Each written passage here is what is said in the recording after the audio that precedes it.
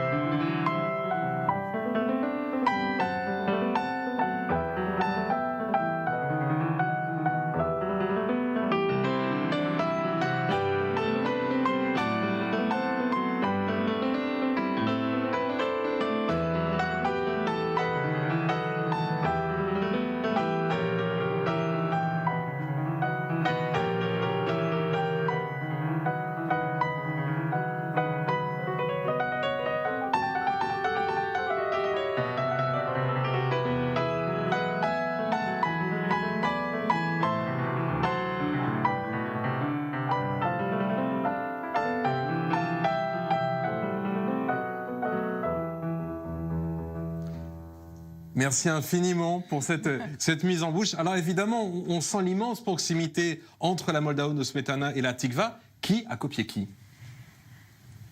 Comme une pianiste classique, moi j'étais toujours certain que nous avons volé la mélodie de la tikva du poème symphonique de Smetana qui s'appelle La Moldave. Mais dans ma recherche, j'ai trouvé que la plus ancienne source de la tikva est juive. Une ancienne prière des Sfarades datant 15e siècle. Et alors, donc on est en 1400 et quelques, le premier morceau qui ressemble musicalement à la tikva. Oui. Ouais. Alors, c'est une Odyssée. Nous commençons en Espagne avant l'expulsion des Juifs. C'est une vieille prière espagnole, Sfarad, et elle se joue de cette manière.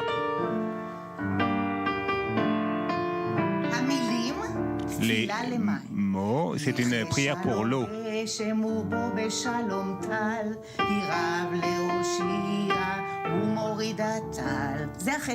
C'est la première partie, la première moitié de la tikva. Et ça a été écrit avant l'expulsion des Juifs d'Espagne. Et lorsque les Juifs d'Espagne ont été expulsés et se sont répandus dans toute l'Europe, ils ont pris, avec une insistance juive très caractéristique, leur mélodie et leur prière. Et les Juifs de cette époque aimaient de belles mélodies. Et ils en ont fait une chanson d'amour qui est devenue un succès terrible dans les 16e et 17e siècles en Italie. Fuggi, fuggi, fuggi, amore mio, fuggi, mio amore. Fuggi, fuggi, fuggi, delenti amanti, amore. Et c'était comme ça au XVIe siècle. Et au XVIIIe siècle, il y a eu un petit enfant qui a décidé d'apprendre l'opéra, Wolfgang Amadeus Mozart. Il a écouté cette mélodie et il s'est dit, c'est une bonne mélodie. Pourquoi est-elle si triste? Parce qu'elle est en mineur. Que se passerait-il si nous en ferons une mélodie en majeur?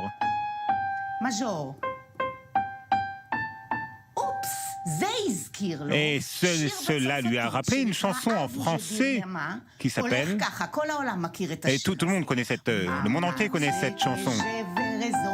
Quand je l'aime, les bons. Moi j'ai dit que les bonbons valaient mieux que la raison. Il y a un lien entre À vous dirais-je maman et la tikva. Oui, alors il faut être un Mozart pour penser que notre tikva est la variation mineure de « Ah, je vous dirai maman ». Alors, Mozart était absolument enthousiaste de son תזכורת. מוצרט מאוד התלהב. Il était très enthousiasmé par sa découverte, Mozart, et il a écrit des variations.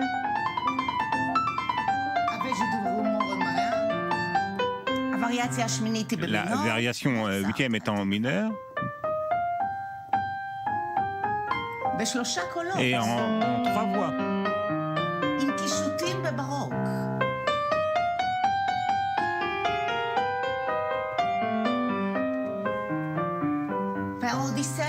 Et l'Odyssée se poursuit.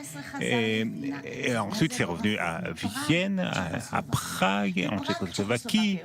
Et il y avait un compositeur au 19e siècle dont le rêve était d'écrire l'hymne national de la Tchéquie. Mais comment pouvait-il le faire alors qu'on ne pouvait pas parler? C'était interdit de parler en langage tchèque. Et il a eu une idée géniale d'écrire un hymne sans paroles. Et il a pris un symbole historique tout à fait puissant, la Moldavie, et le fleuve qui traverse la ville de Prague.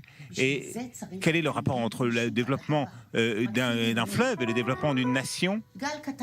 Une petite vague dans le fleuve et l'eau, le fleuve, l'eau. Et sur l'eau, dans les cieux, il y a une mélodie qui se joue. Et nous avons maintenant... Et alors, cette mélodie n'était pas la sienne, il ne savait pas d'où elle venait. Mais elle venait des Juifs, elle venait... Et en 1888, la même année où Imbert a écrit la Tikva, eh bien, cette chanson est écrite.